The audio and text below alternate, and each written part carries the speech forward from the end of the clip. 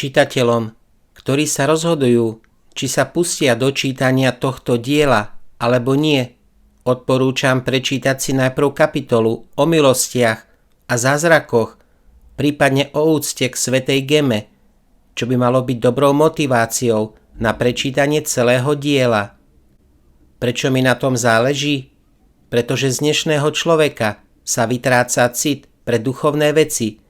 Dnešný človek neverí v nadprirodzené úkazy, ktoré Boh neustále vykonáva, a čo je najhoršie, úplne na Boha zabúda. Zabúda, že všemohúci Boh ho stvoril. Zabúda, že nevinný spasiteľ zaňho zomrel. Zabúda, že večný Boh ho chce priviesť k sebe, do neba, pretože ho nesmierne miluje. A čo s tým má svätá Gema? Dá sa povedať, že žila pomerne nedávno. Bola obyčajným dievčaťom. Nebola zatvorená v kláštore, ale žila vo svete, podobne ako my. Ale prišla na to, že úspešný a pohodlný život na tomto svete nie je to, prečo žije. Zakúsila nesmiernu radosť z Boha, z jeho lásky, a k tomu pozýva aj nás. Svojím príkladom obrátila nejedného hriešníka a pozbudila nejedného vzorného kresťana. Po smrti si ju zvolil za patrónku aj sám pápež Pius X a mnoho kardinálov, biskupov, kňazov, reholníc a reholníkov a bežných ľudí. Hovorí o veľkých milostiach a o zázrakoch, ktoré im boli udelené na jej príhovor. Prvou otázkou ľudí je, čím je zaujímavá, aké výroky povedala, aký je jej prínos. Ako som už povedal, je zaujímavá tým, že bola úplne obyčajná a jednoduchá. Mala len 25 rokov, keď odišla do neba za svojím kráľom.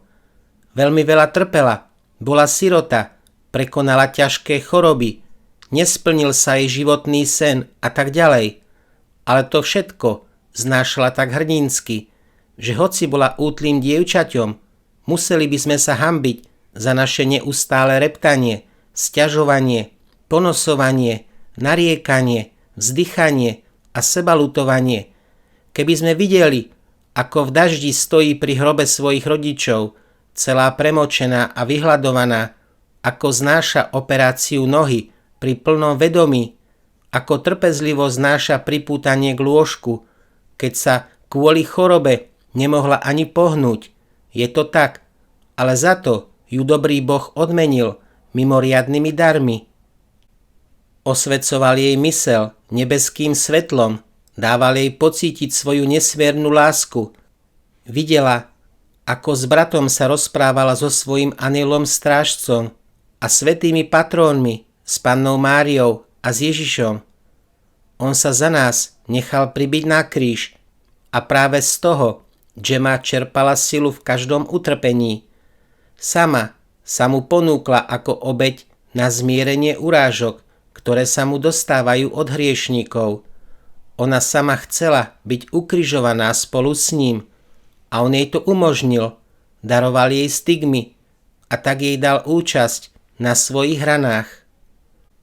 Priznávam sa, že slovo extáza na mňa pôsobilo strašidelne, ale po prečítaní Gemminho životopisu som zistil, že je to jedna z najkrajších a najväčších milostí a rozkoší, ktoré Boh môže dať istým dušiam.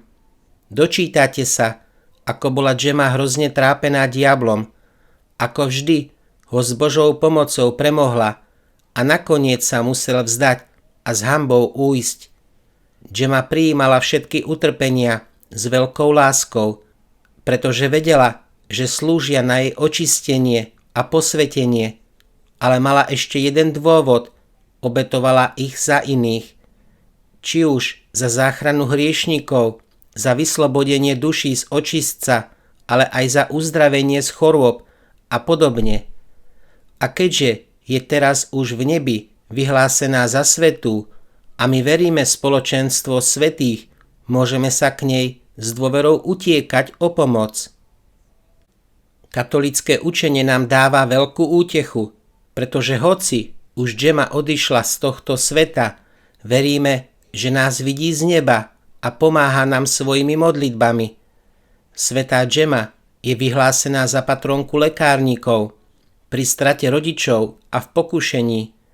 Okrem toho je považovaná za zvláštnu ochrankyňu a sprievodkyňu samých a opustených a je označovaná aj ako svätá proti samote.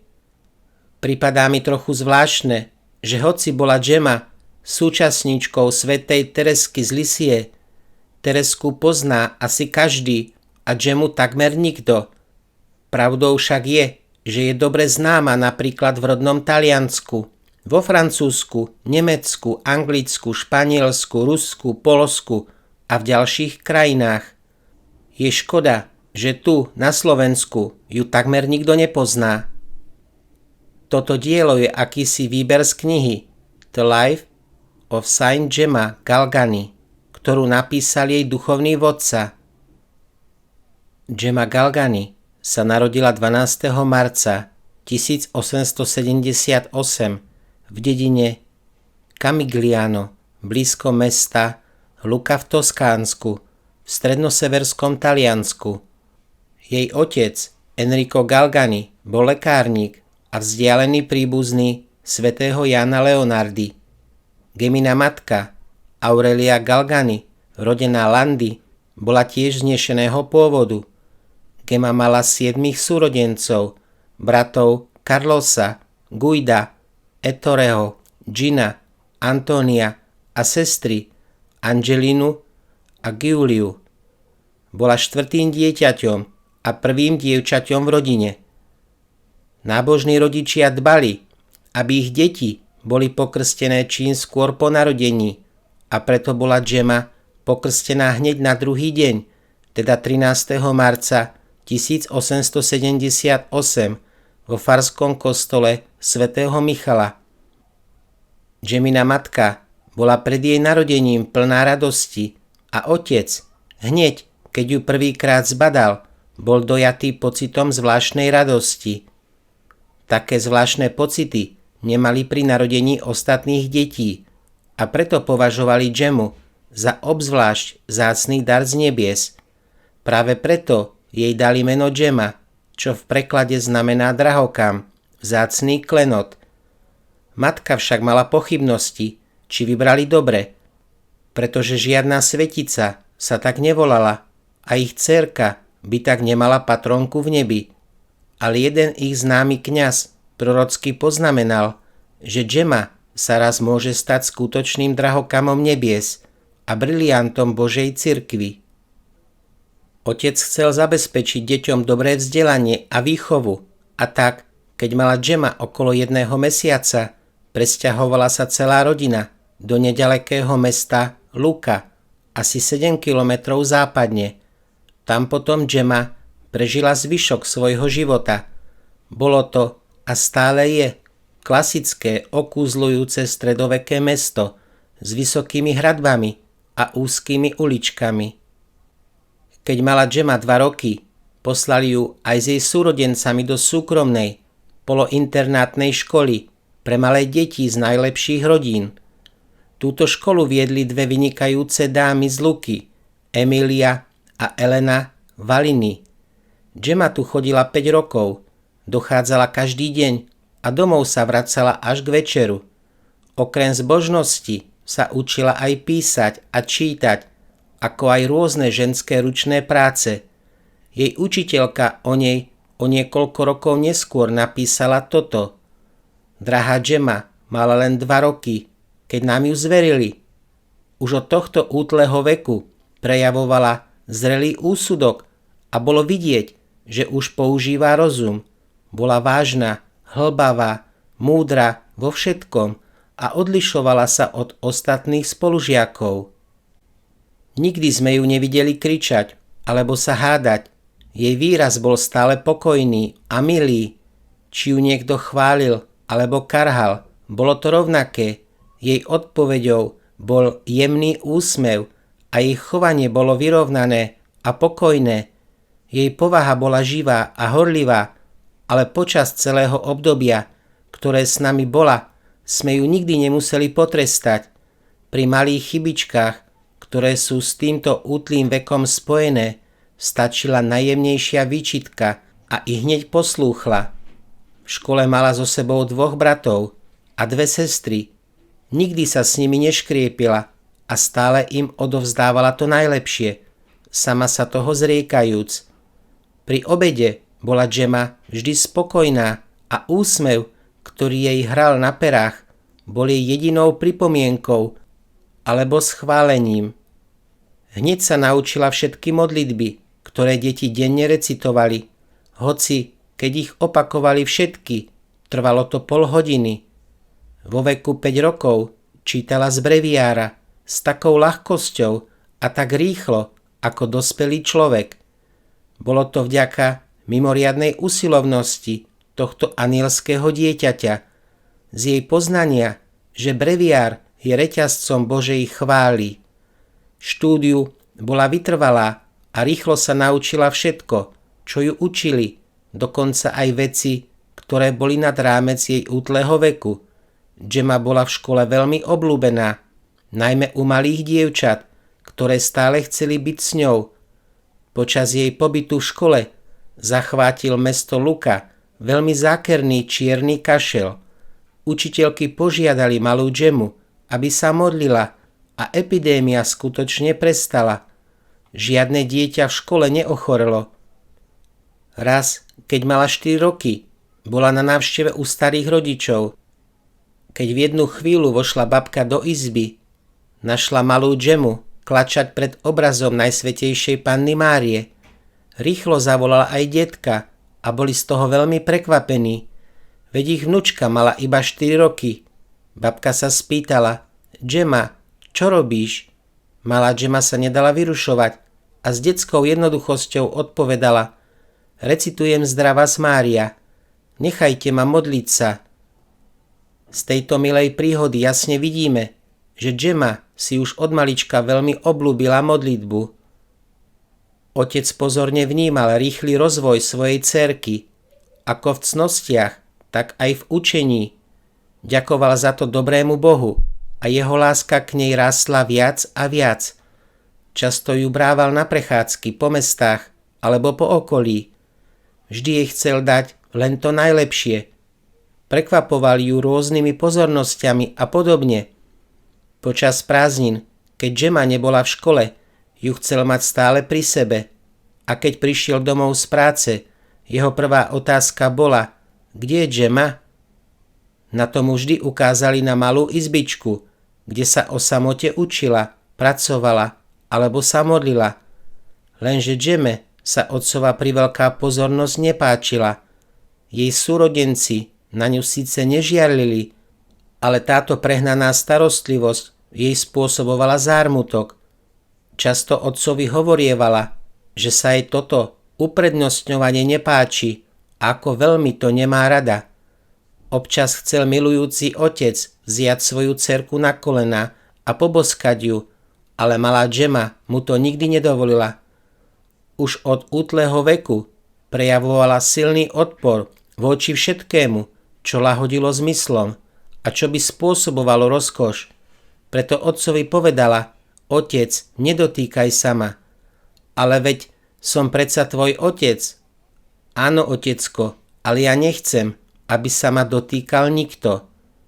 Aj keď sa nám môže zdať, že Gemma bola k svojmu otcovi bezcitná, nie je to pravda. Bol to veľmi dobrý človek a ona ho mala veľmi rada, ale anielovi v ľudskom tele sa nepáčila jeho prílišná starostlivosť a uprednostňovanie pred ostatnými súrodencami. Aurelia Galgani bola dokonalým príkladom katolíckej matky. Modlila sa bez prestania. Každé ráno chodievala na svätú omšu a na sväté prijímanie, a to aj vtedy, keď mala horúčky a bola unavená.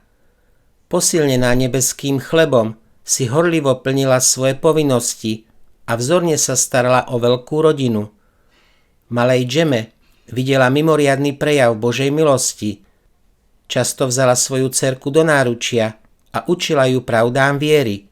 Vysvetľovala jej vzácnosť a vznešenosť ľudskej duše, závažnosť a hrôzu hriechu, radosť z odovzdanosti sa Bohu a prázdnotu a márnivosť sveta. Často sa spoločne modlili pred svetostánkom, odkiaľ šľahajú plamene spasiteľovej lásky do srdc, ktoré ho hľadajú, a zvlášť do duší prostých a nevinných.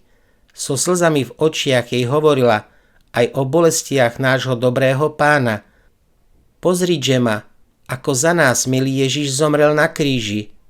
Učila ju modliť sa a potom sa modlievali spoločne. Ráno, hneď keď sa zobudila, večer pred spaním a veľmi často aj počas dňa. Hoci majú deti ťažkosti s recitovaním modlitieb, lebo sa nevedia dobre sústrediť a často ešte nechápu význam, u Gemmy to tak nebolo. V modlitbe mala najväčšiu záľubu. Keď bola jej matka unavená, alebo musela prerušiť modlitbu, alebo kázanie pre svoje domáce povinnosti, Gemma išla za ňou, poťahala ju za sukňu a prosíkala: Mamička, hovor mi ešte o Ježiškovi. Lenže pani Aurélia trpela už 5 rokov na ťažkú chorobu, tuberkulózu. Hoci to navonok nebolo vidno, cítila, že jej koniec je blízko. Preto s ešte väčšou horlivosťou viedla deti k Bohu.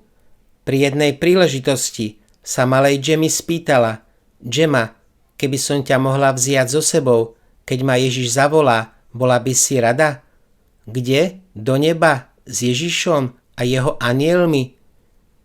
Pri týchto slovách sa naplnilo srdce maličkej veľkou radosťou a odtedy v nej zahorela obrovská túžba dostať sa do neba. Matkin stav sa zhoršil a doktori zakázali deťom približovať sa k jej posteli, aby sa nenakazili. Gemma z toho bola veľmi nešťastná a toto odlúčenie od milovanej mamičky ju veľmi bolelo. S plačom hovorila: a teraz preč od mamičky, kto ma bude pozbudzovať, modliť sa a milovať Ježiša? Prosíkala a žobrala, až nakoniec urobili výnimku a dovolili jej byť pri nej. Ako veľmi muselo toto dieťa prosiť, že jej také povolenie dali. Mala necelých 7 rokov. O týchto chvíľach s matkou hovorí: prišla som k nej, klakla som si pri jej vankúši a modlili sme sa. Gemma bola viac ako dobre pripravená prijať sviatosť birmovania. V tej dobe nebolo ničím zvláštnym prijať sviatosť birmovania ešte pred prvým svätým prijímaním. Jej matka ju odporúčila Duchu Svätému. Dňa 26. mája 1885 bola pobirmovaná arcibiskupom Monsignorom Ghilardim v bazilike svätého Michala in Foro. Po tejto slávnosti chceli jej príbuzní zostať na ďalšiu svätú omšu, aby sa poďakovali za príchod Svätého Ducha. Gemma to využila a modlila sa pri nej za svoju chorú mamku. Zrazu počula vo svojom srdci hlas: dáš mi mamičku? Áno, ak vezmeš aj mňa. Nie, daj mi ju bez výhrad. Na teraz musíš zostať so svojím otcom. Do neba ťa vezme neskôr. Po svätej omši sa ponáhľala domov. Klačiac sa modlila pri svojej zomierajúcej mamičke. Prelievala horké slzy a nechcela odísť, až kým nepríde koniec, aby mohla počuť jej posledné slová. Neskôr si na to spomína takto: musela som odpovedať áno a po omši som bežala domov. Ach, cesty Božie! Pozerala som sa na mamičku a plakala som. Nemohla som zadržať plač. Ale milujúci otec sa nemohol pozerať na bolesť, ktorú Gemme spôsobuje pohľad na zomierajúcu mamku, a bál sa, že od toho veľkého zármutku zomrie ešte skôr ako ona. Dal jej znamenie, aby odišla z izby, a potom jej prikázal, aby odcestovala s tetou Elenou do San Gennaro a zostala tam, kým ju nezavolá späť. Gemma sa úplne podriadila otcovej vôli a ihneď odišla. Jej malé srdiečko muselo zostať veľmi zranené, ale aj napriek tomu už v tomto detskom veku dokazuje dokonalú poslušnosť a prináša veľkú obetu. Medzitým jej matka zomrela smrťou svätých. Bolo to 19. septembra 1886. Mal len 39 rokov. Pre Džemu sa zrazu všetko zmenilo. Píše: Medzitým, ako som bola u tety, sa môj život úplne zmenil. Teta vôbec nebola ako mamka. Bola pobožná a dobrá, ale ako mi chýbali chvíle, keď sme sa s mamičkou spoločne modlili. Malá Džema chcela chodiť každé ráno do kostola, ale nenašla nikoho, kto by s ňou išiel tak zavčasu. Chcela byť sama a modliť sa, ale v dome nemala žiadne súkromie. Pre svoju veľkú poníženosť sa na seba dívala ako na veľmi hriešnú a preto sa potrebovala často spovedať. Nemala tu však svojho spovedníka z Luky, ktorý ju už poznal a vedel jej dobre poradiť. Nemala sa s kým porozprávať o Ježišovi a o duchovných záležitostiach. A pritom to bolo to, čo mala najradšej. Toto všetko jej spôsobovalo veľkú bolesť a smútok. Teta Elena mala Džemu veľmi rada a preto chcela, aby u nej zostala čím dlhšie. Veď kto by neobdivoval rozvážne a mierne vystupovanie, vzácnu jemnosť a skromnosť a neobvyklú zbožnosť u takého mladého dievčaťa. Ale medzitým jej brat Gino už nemohol zniesť zármutok z odlúčenia milovanej sestričky a prosil otca, aby ju zavolal späť domov. Pán Galgani už tiež túžil mať svoje dieťa pri sebe a bolo mu ľúto, že to úbohé dievčatko bolo už niekoľko mesiacov odtrhnuté z domu. Preto ju teda zavolal späť. Dajte mi Ježiša a uvidíte, aká budem dobrá. Budem úplne zmenená. Nespácham už žiadny hriech. Dajte mi ho, tak po ňom túžim a nemôžem bez neho žiť. Nakoniec jej teda kňaz, jej osobný spovedník, Giovanni Volpi, neskôr biskup v Luke, vyšiel v ústrety a jej otcovi oznámil, že je pripravená prijať Spasiteľa do svojho srdca.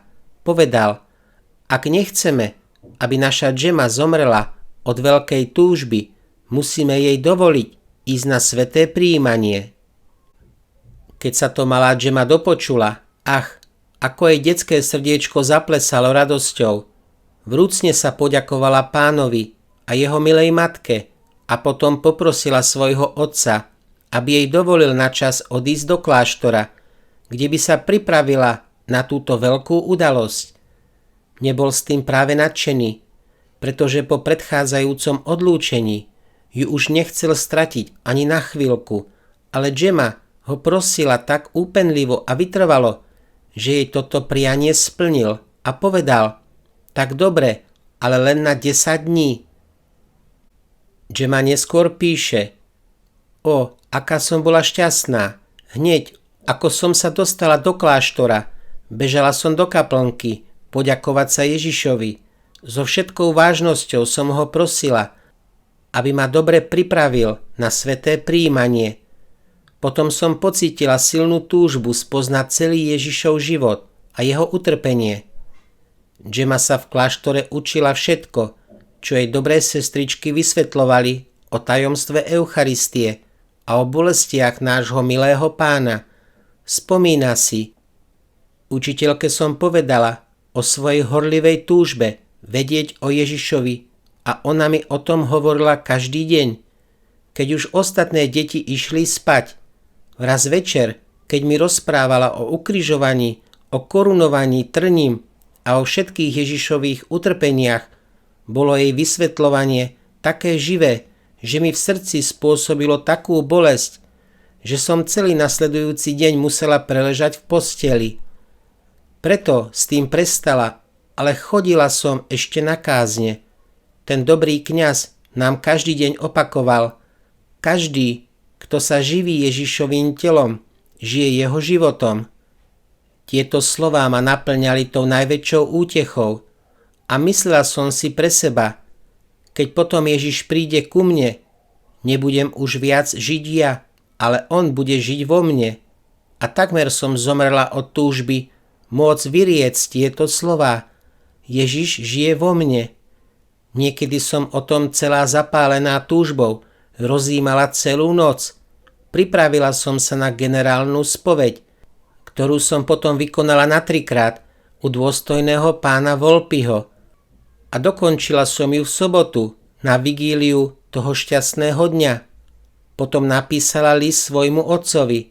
Drahý otecko, dnes je predvečer môjho prvého svätého prijímania, čo bude môj najšťastnejší deň. Píšem ti týchto pár riadkov, aby som ti povedala, ako ťa mám rada a aby som ťa poprosila o modlitbu, aby ma Ježiš, keď príde do môjho srdca, našiel pripravenú prijať všetky milosti, ktoré pre mňa pripravil. Odpusť mi, prosím, každú neposlušnosť a všetku bolesť, ktorú som ti spôsobila, a prosím ťa, aby si na to všetko dnes večer zabudol. Prosím, požehnaj ma. Tvoja milujúca dcéra Gemma. Tým veľkým dňom bola nedeľa, Sviatok Božského srdca Ježišovho, 19. júna 1887. Niekde sa uvádza 17. jún, to preto, lebo sviatok pripadol na piatok, ale slávil sa už v nedeľu. Skoro ráno bežala Gemma do kaplnky a pri svätej omši jej drahý Ježiš po prvýkrát vstúpil do jej malého milujúceho srdiečka. Na toto prvé intímne stretnutie s Ježišom v najsvätejšej sviatosti oltárnej si spomína takto. Nedá sa opísať, čo sa odohralo medzi Ježišom a mnou. Dal sa mi pocítiť, tak mocne, v mojej duši. V tej chvíli som pochopila, že nebeské rozkoše nie sú ako tie pozemské. Chcela som, aby sa moje spojenie s Bohom už nikdy neprerušilo. Zvyšok dňa potom strávila v tichosti a v rozjímaní, tráviac čas s naším pánom v kaplnke, alebo rozhovormi o ňom so sestričkami. Potom si zapísala, čo chcela slúbiť Ježišovi, ako odpoveď na jeho dar seba samého. Budem sa spovedať a pristupovať k svätému prijímaniu vždy, ako by to bolo posledný krát. Často budem navštevovať Ježiša vo svätostánku, obzvlášť keď budem smutná. Na každý sviatok Panny Márie sa budem pripravovať umŕtvovaním a každý večer si od nej budem vyprosovať požehnanie. Budem sa snažiť byť stále v Božej prítomnosti. Vždy, keď budú hodiny odbíjať novú hodinu, poviem 3-krát: Môj Ježišu, milosrdenstvo. Gemma zachovávala týchto 5 bodov, pretože bola rozhodnutá stať sa svetou. Sestrička, ktorá ju v škole učila, jej to často pripomínala a hovorila: Gemma, pamätaj, že sa musíš stať skutočne vzácnym drahokamom. Gemma si tento slávnostný deň každoročne pripomínala. Raz takto písala svojmu duchovnému vodcovi: Môj otče, neviem, či ste si vedomí, že sviatok Najsvätejšieho srdca Ježišovho je aj mojím sviatkom. Včera, otče, som prežila rajský deň. Celý čas som zostala s Ježišom. Stále som sa rozprávala s Ježišom. Bola som šťastná s Ježišom a tiež som plakala s Ježišom. Mrazivé myšlienky na svet, preč odo mňa. Chcem stále zostať s Ježišom a jedine s Ježišom. Tieto slová napísala v extáze. To bude popísané neskôr. Po takom splanutí lásky sa ponížila, ako to mala vo zvyku, a pokračovala: Môj Ježiš, a ty ma stále znášaš? Čím viac myslím na svoju nízkosť, tým viac sa strácam v úžase a nenachádzam nič, čo by mi dávalo pokoj, až kým nezaletím do tvojho nekonečného milosrdenstva. Môj Ježišu, milosrdenstvo. Potom sa vrátila z extázy a všimnite si, s akou jednoduchosťou pokračuje: Otče, kam ma tiahnu moje myšlienky? K prekrásnemu dňu prvého svätého prijímania. Včera Na sviatok Najsvätejšieho srdca Ježišovho som opäť cítila radosť toho šťastného dňa. Včera som opäť zakúsila raj. Ale čo je to? Zakúsiť ho len na jeden deň, keď neskôr okúsime jeho rozkoš na veky. Naozaj, deň môjho prvého svätého prijímania bol dňom, kedy som našla svoje srdce horieť láskou k Ježišovi. Aká šťastná som bola, keď som s Ježišom v srdci mohla zvolať: O môj Bože, tvoje srdce je moje. Čo viac potom chýba k šťastiu? Nič. Takýchto vyznaní bolo nespočetne veľa, ale aj z tohto krátkeho citátu môžeme vidieť, ako veľmi Gemma milovala svojho spasiteľa a do akých výšok zlietala už vo veku 9 rokov. Gemma mala veľmi živú povahu a kto ju dobre poznal, vedel, že je temperamentom sangvinička, a teda, že mala sklony k impulzívnosti. Preto, keby sa nebola veľmi intenzívne ovládala, bola by, ako jej to niektorí aj hovorili, poplašeným šašom. Naučila sa však dokonale ovládať. Kto si o nej povedal? Bola živej povahy, ale tichá, lebo sa vždy premohla. Keď sa s ňou niekto škriepil, alebo jej nadával a urážal ju, ona odpovedala roztomilým pohľadom a takým nežným úsmevom, že protivník sa jej neraz musel hodiť okolo krku a láskyplne ju objal s prosbou o odpustenie. Kto si ďalší hovorí, z času na čas sa stalo, že niekto, pripisujúc jej neporiadok v dome, ju za to zlostne hrešil. Ona si to v tichosti vypočula a potom, či to bola pravda alebo nie, hovorila: nehnevajte sa, netrápte sa tým, uvidíte, budem dobrá a viac to neurobím. Tak veľmi sa vedel tento anjel ovládať. Niekedy sa však mohlo zdať, ako by bola tak trochu ostrá. Bola to však jej úprimnosť a priamosť. Jej áno bolo áno a nie bolo nie. Biele bolo biele a čierne bolo čierne. Pre ňu neexistoval žiadny druhý význam. To, čo prežívala vo svojom srdci, vyslovovala priamo a bez akejkoľvek úlisnosti a pretvárky, nezávisle od toho, aký mala cieľ, alebo s kým sa rozprávala. Nepotrpela si na formality a ceremónie. Uspokojila sa s dodržiavaním základných pravidiel zdvorilosti a nič, čo by bolo naviac, ju nezaujímalo. S každým sa rozprávala otvorene a priamo a vo svojej detskej jednoduchosti si naozaj nevedela predstaviť, že by touto úprimnosťou mohla niekoho uraziť. Pre jej neobyčajnú zdržanlivosť a keďže bola vždy zahlbená do svojich myšlienok, si niektorí mysleli, že je bojazlivá a iní ju dokonca označili za nudnú, nevýraznú a mdlú. Ona sa však nezaujímala o ich názory a nepočúvala ich poznámky, keď ju nútili vyjadriť sa k tomu. Skromne a zdržanlivo odpovedala: som ja azda povinná snažiť sa robiť ľuďom radosť? Určite som hlúpa a otravná. Ako mi teda môže ublížiť, keď ma za takú považujú? Ani najmenej ma to netrápi. To sa však stalo len zriedkavo. Na druhej strane, keď sa chcela občas dlho rozprávať, čo však nebolo často, vydržali by ste celé hodiny a vôbec by vás to neunavovalo. Vyžarovalo z nej čosi mimoriadne, čo vzbudzovalo úctu, dôveru a obdiv. Možno aj preto ju mali všetci spolužiaci tak radi.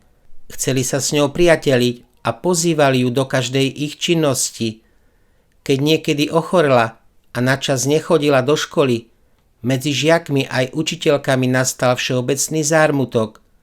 Keďže nie je svetosť bez kríža, Boh vložil do srdca Gemmy túžbu po poznaní tajomstva. Chcela o tom počúvať tak často, že sa jej učiteľka rozhodla, že jej to umožní ako odmenu za dobrý prospech a prácu. Preto Gemma zdvojnásobila svoju usilovnosť a dosahovala najlepšie výsledky. Táto učiteľka Sestrička ju oboznámila aj s umrtvovaním, ale nedovolila jej používať tieto nástroje. Miesto toho si Gemma umrtvovala oči, jazyk a ostatné zmysly a tiež aj vôľu. A hoci už teraz bola jej najobľúbenejšou činnosťou modlitba, Boh ju k tomu ťahal ešte a ešte viac. Píše: pri tejto sestre som získala veľkú túžbu po modlitbe. Každý večer, hneď ako som prišla zo školy, som sa zatvorila v izbe a recitovala som celý ruženec na kolenách. Niekoľkokrát počas noci som stala asi na 1/4 hodinu a odporúčala som svoju dušu a jej potreby Ježišovi. Ale keďže cesta človeka je posiatá trním a Pán navštevuje tých, ktorých miluje, doľahli aj na mladú Gemmu skúšky. Podstúpila to, čo sa nazýva aj vnútorným mučeníctvom. Zrazu zakúsila únavu, vyčerpanosť, smútok a nechuť modliť sa. Ježiš sa jej akoby stratil a tie stretnutia plné lásky s ním v minulosti boli už len snom. Ach, aký smútok a prázdnota v srdci. Táto skúška netrvala len pár dní, ale takmer celý rok. Ale nebol to stratený čas, práve naopak. Bol to veľký zisk, keďže sa cítila byť opustená Bohom, ktorého nadovšetko miluje. Rozhodla sa ho o to intenzívnejšie hľadať, odpútajúc svoje zmysly od všetkého svetského. Začala častejšie pristupovať k svätému prijímaniu a s novou horlivosťou sa usilovala o dokonalejšie praktizovanie čností. Aký krásny príklad pre nás, ktorý miesto toho začíname povolovať, skracujeme modlitby, vynechávame sväté prijímanie, odkladáme sviatosť zmierenia a tak sa ešte viac vzdialujeme od nášho dobrého Pána a sťažujme mu, aby nás mohol pritiahnuť späť do svojho milujúceho náručia. Ostatní členovia rodiny, ktorí nevedeli, že Boh tiahne svoju služobnicu k svetosti, prejavovali nevôľu k jej výraznej zmene zovňajšku a k skrytému a utiahnutému životu. Chceli, aby sa zabávala a bránili jej chodiť skoro ráno a tak často do kostola. Chceli, aby s nimi chodievala na večerné prechádzky, oblečená ako jej sestry. Týmto a ešte mnohými inými vecami jej spôsobovali veľkú bolesť v srdci, pretože si neuvedomovali, že ona túži len po nebi a že tento svet jej nemôže dať tú pravú potechu. Ale dobrý Pán sa zľutoval nad svojou vernou služobnicou a poslal jej pomoc. Onedlho jej zomrel detko a strýko. Preto sa jej 2 tety, otcové sestry, nasťahovali k ním. Boli to veľmi zbožné ženy a prišli práve včas.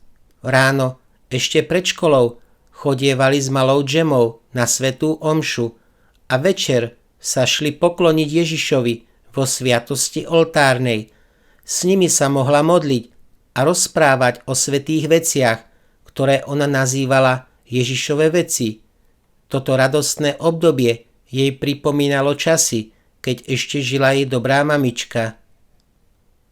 Gemma mala 13 rokov a naozaj prekypovala čnosťami. Nech si však niekto nemyslí, že pre jej dlhé a časté modlitby zanedbávala školu. Naopak, bola veľmi usilovná a dosahovala výborné výsledky.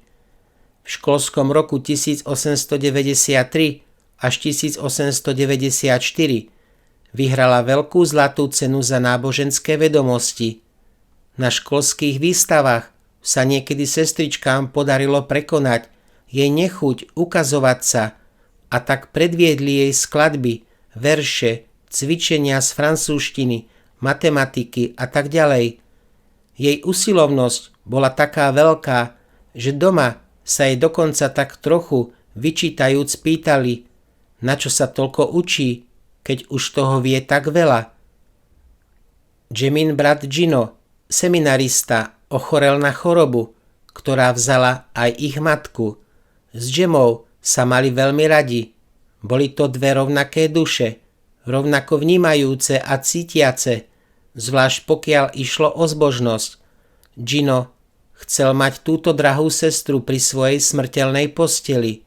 Ona veľmi dobre poznala nebezpečenstvo, že sa môže ľahko nakaziť, ale bez ohľadu na svoj život bola pri bratovi deň a noc. Posluhovala mu, utešovala ho a vznešenými myšlienkami ho pripravovala na večnosť. Tento nevinný mladík zomrel vzácnou smrťou v septembri v roku 1894 vo veku 18 rokov. Onedlho na to ochorela aj Gemma a 3 mesiace bola pripútaná k lôžku. Veľmi sa o ňu báli. Gemma hovorí: neviem opísať starostlivosť, ktorou ma zahrnuli, zvlášť otecko, ktorého som často videla plakať a prosiť Boha, aby radšej zomrel on miesto mňa. A zdá sa, že Boh jeho modlitby vypočul. Približne o 3 roky zomrel. Neskôr sa Gemma vyzdravela, ale zostala taká slabá a otrasená, že lekár jej zakázal chodiť do školy. Odovzdaná do Božej vôle a do vôle svojho otca poslúchla a v tichosti sa vrátila do ústrania svojho domova. Mala vtedy 16 rokov.